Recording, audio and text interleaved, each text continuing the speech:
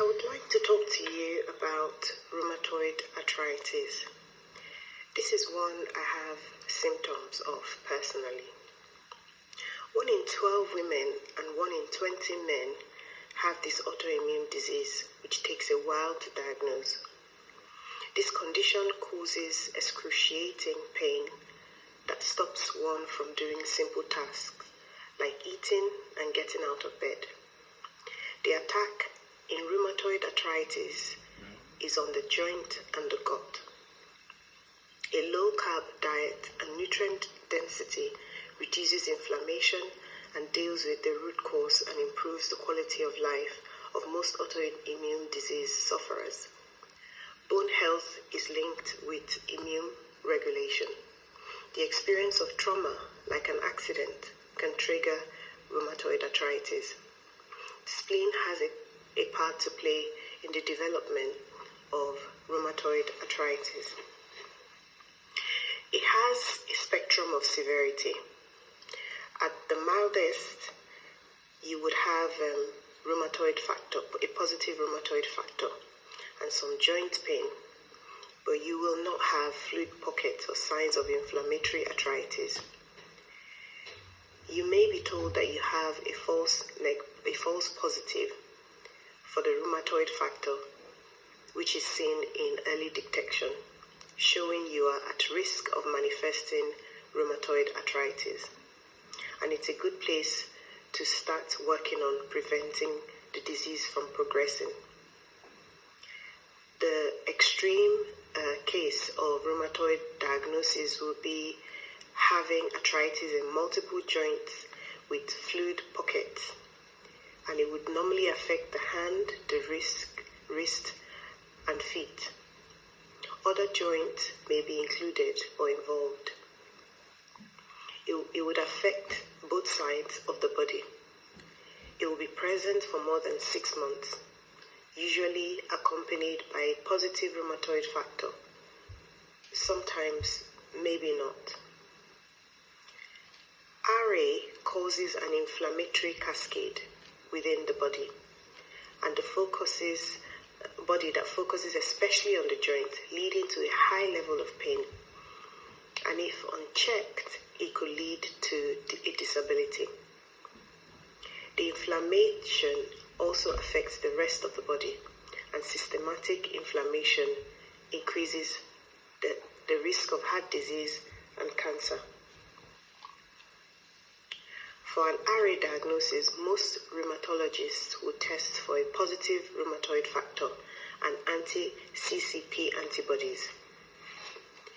It is best to test for individual rheumatoid factors in addition to a combined rheumatoid factor that is more typically ordered. So normally they would request for a combined rheumatoid factor, and this does not give a full picture. An individual rheumatoid marker can be elevated.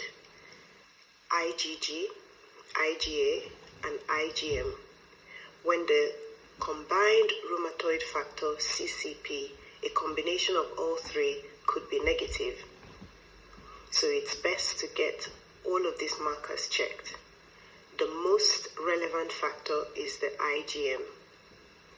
Most rheumatologists track CRP, which gives an idea of how much inflammation or stress the body is going through. And ESR, C-reactive protein, also gives an idea of this. So the CRP means C-reactive protein, and the ECR means erythrocyte sedimentation rate. All of this would help the rheumatologist to make a better diagnosis. You want to insist every rheumatoid factor is checked, especially if you have the symptoms mentioned. Most rheumatologists use an X-ray to track joint damage. It is really, really important to use a muscular ultrasound and Doppler ultrasound because it will give a clearer picture. X-rays offer just a few views of a joint, whereas an ultrasound can give up to a 180-degree view. The ultrasound can catch bone erosion sooner. It also measures fluid pockets, an active sign of inflammation, and has no radiation exposure, whereas X-rays do. Basically, X-ray is a myopic view. If you're moving to recovery, there should be improvement when you do subsequent X-ray. To measure body-wide inflammation, but this can be normal even when inflammation is present. There are up to 12 additional inflammation markers that you get through a vectoral DA blood test. These 12 inflammatory markers include things like LOL2, LOL6, LOL8, and LOL10, TGF, IO2 receptor, vascular endothelial growth factor, immune complexes, C1q,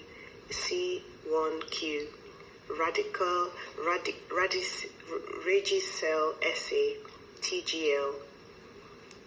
All of these things need to be checked, and your rheumatologist would have all of this checked just to make sure they have a clear view of what is going on and how much damage has been done. People with rheumatoid arthritis have a high level of osteopathy. Small intestinal overgrowth is common with people with RA. You may develop multiple sclerosis, diabetes, Hashimoto's, depending on your genes.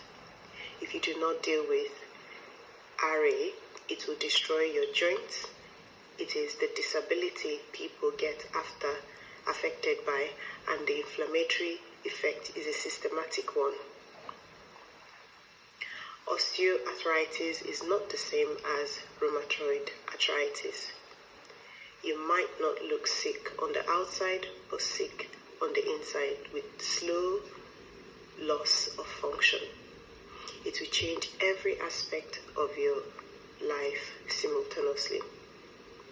Constantly secreting cortisol, which is the stress hormone, decreases the uptake of calcium from the bone, causing loss of bone density, weight gain, mood swings.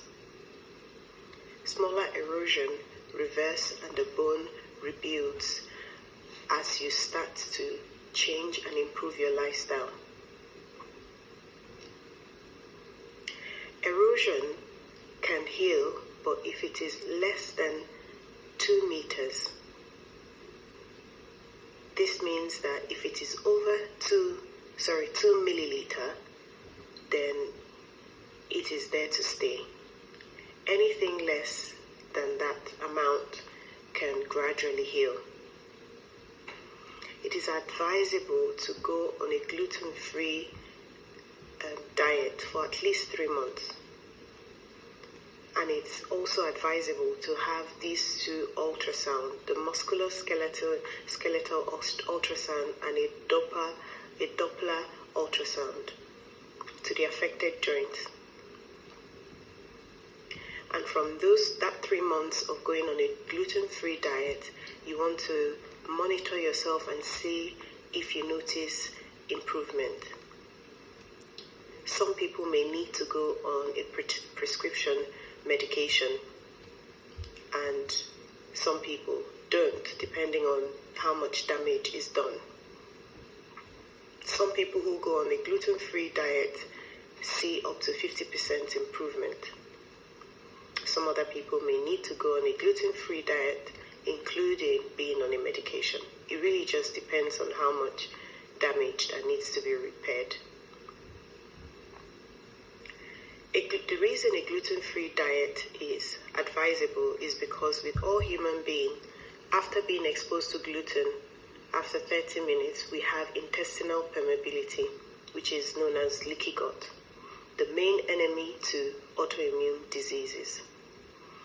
the event that happens with autoimmune disease is a leaky gut.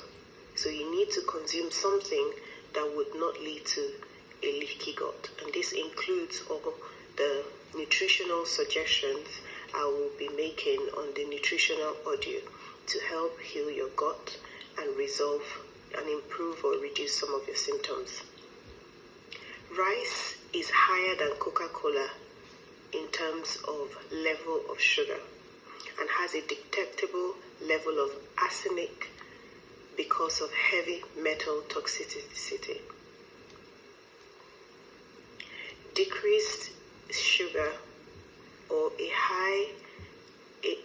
low sugar diet, an increased sugar or higher glycemic food and dairy does not go well with people with RA. You may want to also consider removing nightshades. These include foods that are shaped and look like tomatoes. Protein in your blood and you're making antibodies. These are all signs that you may have arthritis. You need to do an elimination diet with them and reintroduce them to see how you feel. So you want to remove things like nightshade. Nightshades, like I was mentioning, are things like tomatoes, sweet peppers, the big ones, things like white potato and aubergine. So anything that looks like tomato with seeds inside of it. If you look up nightshades, you will get an idea of what I'm talking about. It's always best to take these things out after a couple of weeks and just see how you feel. If it doesn't make a difference, then maybe it's not having an impact, but definitely dairy, gluten, you want to take out first and see how you do before you go on to eliminate other things. And an improved diet is really recommended for RA intervention plan. So food elimination will be the first thing, and those things I've mentioned, those food I've mentioned is one. Science has shown that gluten causes leaky gut, and leaky gut needs to be present for autoimmune disease to develop. Go rice-free. Like I mentioned earlier, it contains arsenic, a heavy metal toxicity, and it can interfere with autoimmune healing. You may want to remove rice altogether from your diet. Limit your intake of all forms of sugar and high glycemic food. Go dairy-free, go grain-free. That means beans, legumes. These things contain something called lectins. You want to go off them and see how you do.